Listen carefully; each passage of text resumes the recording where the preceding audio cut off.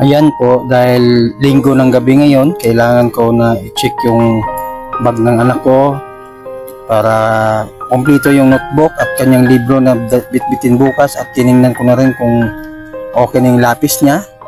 Ayan, at magpaplansya na ang tatay para sa mga junakis ko bukas na papasok.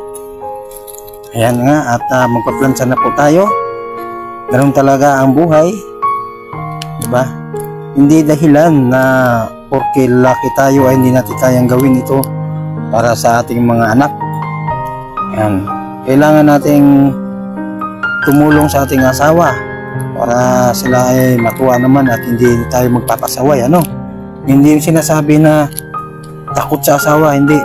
Kundi dapat kusa tayong gumawa sa gawaing bahay para tayo ay maging mabuting ama at maging good leader sa pamilya. Yan. At sa mga anak, para makita nila na talagang sinusuporta natin sila at nakita din nila na yung ginagawa natin para sa kanila. Ayan guys, gusto ko sabihin sa inyo na yung ginagawa ko ay gusto ko lang maka-inspire sa mga tao. Ayan, maraming salamat po.